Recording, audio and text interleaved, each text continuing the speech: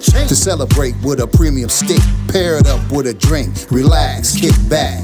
In most spots, hospitality's up to par. Never met a stranger while puffing on a cigar. Nope. This lifestyle breeds camaraderie. The numbers on our checks make it look like the lottery. But when I'm not closing deals, I'm puffing, spark a stick, chop it up with the click. Yeah, it's like that. This is how we get down. Unified front, one color, tobacco brown. I'm addicted to a go-getter lifestyle, so I puff with a fellowship of dope. Hey, what's up, everybody? Reggie Kimball, aka StickMan #1, coming to you from Roswell. No, not Roswell. Roswell Road. Yeah, I got y'all. So we're at Roswell Road in Atlanta, Georgia, at Cigar City Club. So I'm here with the wonderful Kimberly Primus. Well, thank you, Reggie. And I can call you Kim, right? Please do call me Reggie. Okay. Please Kim, call me Kim. I'm so happy to have you on the show. And I'm happy to have you here. Oh, it's great to talk with you. Yeah. I've been a fan of your podcast. Appreciate that. You're doing a great job. We got a few fans. You like the 5th fan on the podcast. Now I'm sure you got more than that. Just 5. You're getting a following, but again, thanks for coming to Cigar City Club and speaking with me. Hey, well, I appreciate it. I appreciate it. Now, I'm going to handle some business before we get started. I'm going to tell everybody why you're here in just a second. So, hey, y'all know what time it is. If you want to puff, if you want to sip, if you want to chat, if you want to be educated, you came to the right place. I'm StickMan #1. Kim and I are going to educate you a little bit. Don't forget, hit that subscribe button, hit that like button, comment, ring that little notification bell, let us know what you think, please. No StickMan sip today, so I'm going to hold it down by myself. I got my co-host, my co-hostess, Miss Kim here, and we're going to have a little fun. We're going to talk about business. We're going to talk about your journey. So let me give a proper introduction. So I had the pleasure of meeting this young woman and her husband here at Cigar City Club one evening. You know, introduced myself. StickMan Simp had already introduced himself previously. I came in and made sure she got to know me and said, I got to have you on the podcast. I love what you're doing with Flayva Cigars. Right. And now we're here. Now we are here. Now we're here. So she's the founder, owner, CEO of Flayva Cigars. And that's Flayva with a F-L-A-Y. Correct. Congratulations on that, sister. Well, thank you. Thank you for the congratulations. And, thank you for the recognition. It's been a journey. Okay. It's been an educational journey. Yes, it is. It's been a somewhat frustrating journey. Okay. But, I have to say I have learned a lot about the whole cigar process from start to finish, from concept to end product. Okay. So it's been an experience that I've never had, and along the way, I have met some truly amazing people, you included. Oh, thank you. Being too kind, but that's okay. And some great Sisters of the Leaf. Yes. I've come across many of those, which was partly part of my inspiration to develop a cigar line. Okay. Black women are the fastest growing demographic. I've said that before in this podcast. And it is true. This is not fake news. And it's not slowing down. It is not. It is going full speed ahead is what's happening. And with that, we are spending our money on cigars, and we want quality cigars. We want variety. And we want, we want to have the ability to sit and socialize and talk about different topics amongst our sisters and brothers. So it's becoming more and more common to see Black women out in the cigar world and on the scene. That's right. And with this club in particular, probably 1 out of 2 of our customers are female. I noticed that. They really are. So they much love. And the fellas have noticed that too, by the way. The guys have noticed that. Right. Yeah. So they come in and, they're serious about their cigars. They go to the humidor. They patronize the humidor. So it's something that I was able to see and really, really dig into, which was part of, like I said earlier, one of my inspirations behind creating Flayva Cigars. Okay, all right. So you are a Sister of the Leaf. I am a true Sister of the Leaf. How long you been smoking cigars? Oh, wow. Sorry, Mom and Dad, but this way back in college. Okay. I mean, at least 25, 30 years. Oh, wow. You got me beat. I've been smoking Mine for was a about while. 20. About 20? I played with it the first few years, but then after that I got serious. Right. Yeah. and I just dabbled in it there. I was young. I didn't really know what I was doing. I'm about to say you had to be like 10 though. See, that's when mom and dad. I like your math. Let's go with your math. You was like 10, right? When that happened, right? Okay. Yeah, I like your math. We're going to go with your math, Reggie. Child out back smoking cigars. Girl. And it started at the college parties. People have cigars. Oh, let me try one of those. Then I kind of was like, oh, okay, this is kind of nice. But back then there weren't really many. Not like it is now. The selection now is phenomenal. Yeah. And plus, and now back then too, when we started smoking. Well, when you started smoking, when I started smoking, a lot of people, just let's say go back 20 years or so. Right. There was a different perception. Oh, absolutely. Of cigar smoking. It was never necessarily a negative perception, but it was always kind of like the mafia boss. It was a stigma. The Latino guy. It was there was a stereotype. Absolutely. To cigar smoking. And I'm glad you said that. Yeah. Not anymore. Not anymore. Now it is truly a lifestyle. It's become a more upscale type of lifestyle. But yeah, long ago, it was kind of like a stigma to it, especially for a woman, Yeah, so I would sneak. I remember hiding in the corner and smoking a cigar because it just wasn't a cool thing to be doing as a girl. Yeah. But, now you have a lot of company now. Now I have a lot. That's why I'm loving it now. And I'm really embracing it because like I said, I've met so many amazing women that are sisters of the leaf. Years ago, I really didn't have many women to smoke with. So, I would my husband and I smoke. I could smoke with him. But there really weren't many women to smoke with. So just a little backstory. We are from New Jersey. Okay. East Coast. All right. And out on the East Coast, there aren't really many smoke spots. You have some here and there, but not too many. The laws are a little different out there. Okay. So Jersey, you're up there with Tony Soprano in the game. Right. Speaking of mafia bosses, even though he's a fake one, but go ahead. Right. Not real. He's fictional, He's but fictional. That's right. So then when we moved to Atlanta, it was like a playground. I couldn't believe. Yes. All of the nice cigar spots that you can go to and, sit and just relax and enjoy your nice stick and talk. And it became a real sociable thing. Right. So we moved from New Jersey to Atlanta about 5 years ago. Okay. And we were just blown away by the number of smoke lounges and cigar bars and that you could go to. That's right. And we were already smokers in New Jersey, so this was great. This was great. Especially, you really didn't see older people doing it that much. So when we got out here, it was great to see that. How people socialize. Well, the vibe here in Atlanta is a very mature vibe too. It is. I say this is a grown folks. Oh, it is. The culture. The culture is a grown folks culture. It's a grown folks culture. So we just, we couldn't believe that. I mean, it took us, we just couldn't even believe how people just sit for hours. There's no one's fighting with each other. Everybody's just relaxing and enjoying each other's conversation. So it's about the people you meet. It really is. In this industry. It is. In this lifestyle. Yeah. You come across people from so many different walks of life. So different backgrounds,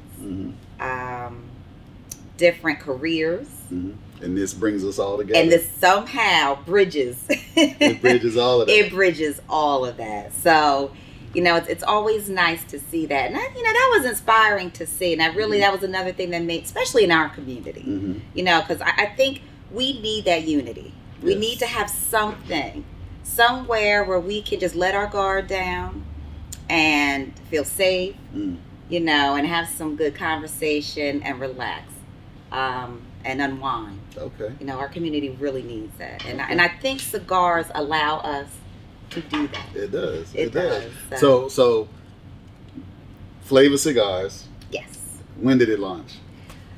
Flayva launched in July of 21 of this year. And it was, it was a whirlwind because it was a very quick process. It went much faster and smoother. When did the idea come about? You said launched in January 21. So I came up with the concept. Right. When I came up with the concept, it was October of 2020. Okay. So it's pretty. It rolled out quick. You didn't waste no time. No. I didn't waste any time. So it was October of 2020. And I got in touch with the manufacturer, and I told him my vision and what I wanted it to look like. And I got lucky because my manufacturer is awesome. He's awesome. He's based out of Miami. Okay. I call him the mad scientist. Okay. Great guy. Been in the business at least, probably 40 years. So he knows everything and everybody about cigars. So, I got lucky with that. Okay. And I have learned from him, and I'm still learning from him. Can you shout him out, or is it like top secret kind of? I can give a shout out. Lewis. Much love to Lewis. Okay, all right. Okay, cool. Thank you for the creations. Yeah. But yeah, he's a great manufacturer. And he's the thing with, when you launch a cigar line, it can be overwhelming. Oh, it could. Did you just do a lot of research, or you just kind of say, I'm just going to dive in and learn on the fly? How did you? What's your method to it? Because I wasn't new to it, I had some kind of knowledge. That's right. Okay, being a sister of the lead. Over the years, right? You weren't just that smoker who smoked. You I'm not an occasional smoker. You wanted to learn about what I wanted to learn about the process and how it looked from start to finish. What goes on behind the scenes before you have it in your hand. Okay. So I was always curious about that. And I've always been a flavored cigar smoker. Okay. So I said, well, let me stick with what I know. That's right. Let me stay in my lane. Before you had yours, what was your go-to? I like Javas. Okay, you like Javas. I still smoke Javas. It's a great. It's a great smoke.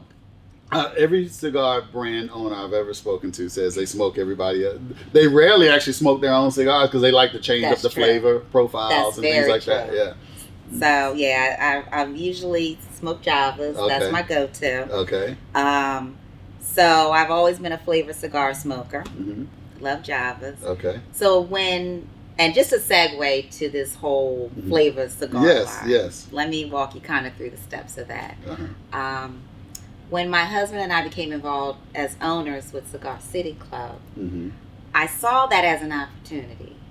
So I hadn't even dropped that yet. I like how you moved that. I was actually saving that one, but you just stole it. No, she just so. The Puff Sip Chat podcast, hosted by Kimberly Primus, is coming to us. No, that's awesome. Keep it going. I love it. Okay, all right. So the backstory is when we became involved as owners with Cigar City Club, I saw it as a great platform. Okay. One, as a black female smoker. Secondly, owning a cigar lounge gave me a good opportunity to promote my cigars. So they go hand in hand. If you have a cigar lounge, it makes sense to have a cigar line. And so I took that and I said, all right, well, I know I want to do something flavored. And now I have the venue to do it. Okay. So that when you launched Flayva Cigars, did you also, were you already, you weren't Cigar City Club owner yet? Yes. You were? Okay, I misunderstood that. No, you're right. No. You already misunderstood. You already had Cigar City Club. Right. Then I had it the other way around. Okay. No, we got involved with Cigar City Club January 2020. I started thinking about the concept after, putting everything, COVID hit. So that kind of slowed up things for the first half of 2020. Yeah, slowed us all down. It slowed everybody up. Yeah. Right. So, it kind of broke the momentum. But once we got going around June, July, things really started picking up. And, people just want to get out of the house. And this place is on and popping, just for those who haven't been to Cigar City Club. Right. This is one of the premier lounges in the city of Atlanta. And there's a lot, and that's saying something, because in some cities, that doesn't mean a whole lot. Oh, I agree. Because you got 5 lounges in the whole city. Right. But Atlanta, we got like 150 lounges and counting. True. That's true. So when you look at it that way and you say you're one of the premier ones out of that group, you've done something. Well, thank you. We were voted number 1. Just a plug. So I said one of the top. She just corrected me. We were voted number 1. This is the shit, for this year, for 2021. We were voted number 1. Number 1. Numero uno. Congratulations. Well, thank you for that. Thank you. It's definitely a team effort and a team success. But So you got the Flayva Cigars. Right. So you got that going. I got that going. I got that going after we got opened and, started building back our clientele. Mm-hmm. I started thinking about doing a cigar line then. Mm-hmm. So that fast forward to October 2020 Mm-hmm. is when I reached out to the manufacturer. Mm-hmm. Still couldn't really travel yet then Mm-hmm. because of the pandemic. So everything was either via text, emails, and just shipments in the mail, U.S. Okay. mail. So back and forth, he's sending samples. Mm-hmm. Is this right? You tell me what you think. Was he receptive when you picked up the phone and called and said, "Hey, I want to do my own cigar line"? Just tell people what is that like? Like what it was? I mean, did he say, "Okay, sure, let's do a cigar line," or was that do you kind of have to network and kind of convince them that you're worthy of a cigar line? Right. How does that all work out for people? Well, someone else who had already been working with him introduced me to him. Okay. So that smoothed out that meeting Mm-hmm. between me and the manufacturer. So that person more or less vouched for me and said, all right. Say, okay, she's serious. Right, she's serious. She's not going to waste your time. Yep. Mm-hmm. She knows what she wants. Mm-hmm. And, but no, and I'm glad you asked me that because I'm thinking, oh gosh, I'm a woman. Mm-hmm. He's probably gonna think I'm just playing around and I'm bored and not take me seriously. So I was kind of guarded, like, all right, here we go. Okay. So you were kind of bracing for the worst. I really was. I was Okay. like, all right. But no, he was really open to it. He was Okay. open to it, and he doesn't do Flayva cigars.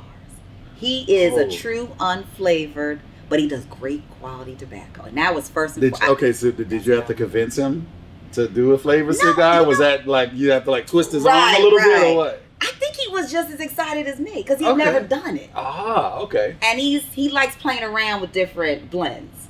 Mm-hmm. So because he never done it, he was like, well, think about what you want.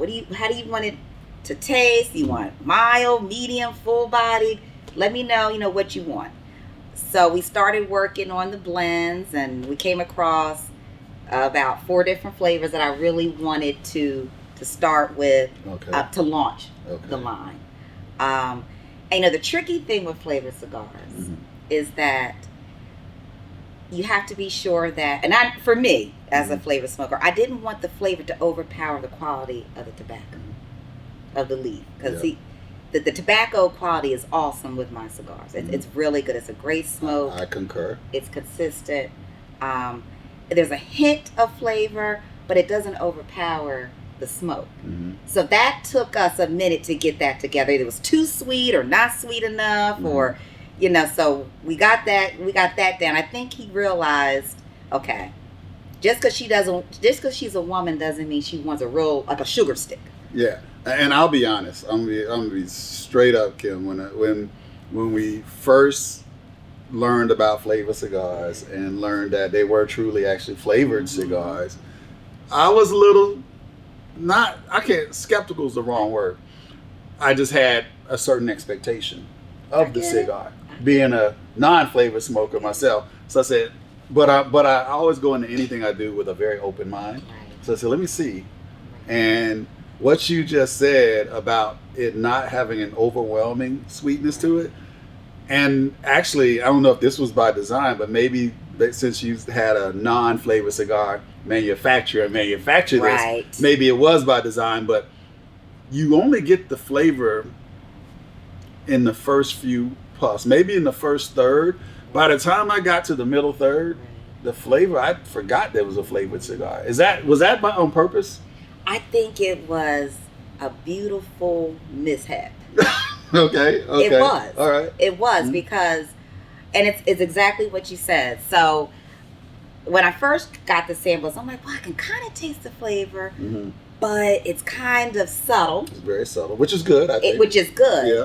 But what I realized was the quality of the tobacco was superb. And I really didn't want to keep doing too much infusion to it to compromise the quality of the tobacco. So, like I said, it was a great combination of the manufacturer not being a flavored person and me being one. And you being right. So you probably educated him a little bit. Right. Okay. Right. So it worked out in that his expertise is unflavored. and just quality. And I'm a flavored person, so we married those two things together, and we were able, to create the line and do it in a way that it's unisex. So you have you have several different flavors. I know, and the one I smoked, and really, I smoked several now, but the one I really enjoy the most, I would say, is probably the bourbon infused, believe it or not. Yes. And it went really well with a single malt that we had as well. And so when you think about bourbon, I guess bourbon is a flavor, but that's not necessarily a sweet flavor anyway for the people out there that may be skeptical that that you got the bourbon infused. You also have the there's a Johnny Walker Black infused, which I really like that one as well. But then you have some other flavors. You got the chocolate, you got the pina colada. Right. And the pina colada was my first that I had. What other flavors do you have? Outside, you got chocolate, pina colada. Pina colada. I'm smoking a peppermint. You're smoking a peppermint. And that's your favorite one, or no? It's hard for me to pick a favorite, Well, let me finish answering your question. Yeah. So there's red bone berry. Okay. That's like a strawberry. That's a nice one too. Okay. Got a little hint of berry to it. It's a really nice one. Yeah, we had fun with that one on the podcast. Right. StickMan Remy. We said you need to be smoking the red bone berry. Right. So there's hot chocolate, red bone berry, pina colada, peppermint, brown sugar, which is a really popular one.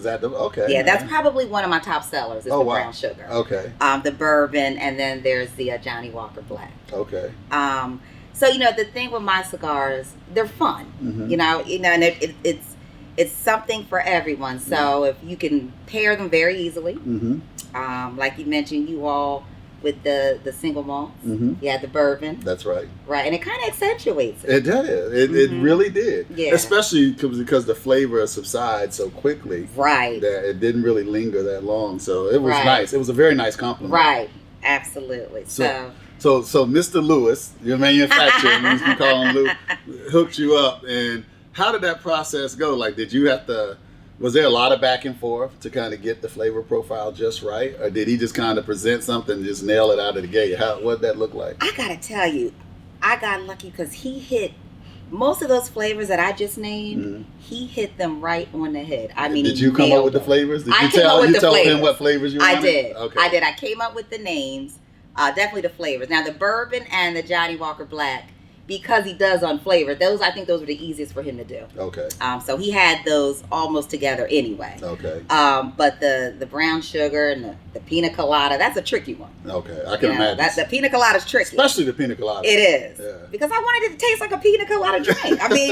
I'll be honest. I tasted it, and it was a great cigar, but I don't drink pina coladas. So I didn't know what to expect. I'm not gonna lie.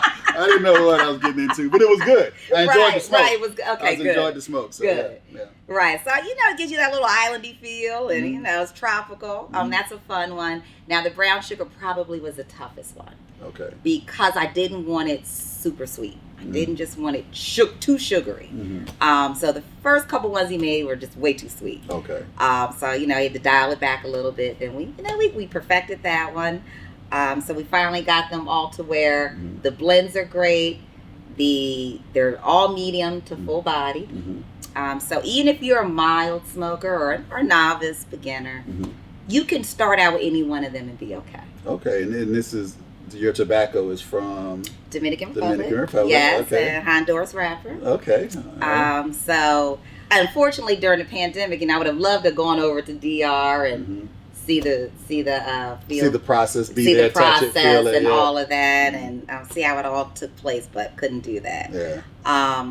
But it has been one of those experiences that I can, when I'm 80 years old, I can look back and say, I created a cigar line. And I learned so much about it, going from being a customer to then being on the other end of it. There's a lot that goes into it. Oh, I can imagine. Do you have a mentor in the industry, or did you just kind of dive in? I just dove in. Okay. And it's one of those things, with any business, you're taking a chance. With anything. Every business, that's right. You're going to take a chance. There's no guarantee. There's no such thing as a sure thing. No, right? no, there really isn't. There really isn't. There's no guarantee that anyone's even going to like them, or You know, if it doesn't sell or anything like that, you just don't know. But what I did know is I was passionate about it. Okay. You know, I could hear that. I was passionate about it. And it was something that, it was fun for me. And it's got to be something you're passionate about. Because we talked about it. I mean, you're not going to become, you know, a millionaire just from creating a cigar line. It's got to be something that you're willing to say, all right, if I even lose a little money on it, I still enjoy doing it. That's right. And that's how I feel about the podcast. Absolutely. Although I do want to make a couple dollars every now and then. Brother got to eat. Right. Hey, this is StickMan #1. Thanks for checking out part 1 of our episode with CEO and founder of Flayva Cigars, Kimberly Primus. Can't wait to come back to you in a couple of weeks with part 2. In the meantime, hit that like button, hit that subscribe button, comment, let us know what you think. Hope you check us out. Until next time, puff, sip, chat, repeat. I'm StickMan #1, and I'm out. Please show your appreciation. Go get some StickMan swag, stickman.blog. We got Puff Sip Chat t-shirts. We got some great hoodies. We got whatever you need in whatever color you want to see it in. So check us out. I'm StickMan #1. Till next time, Puff Sip Chat Repeat, baby. I'm out. Peace.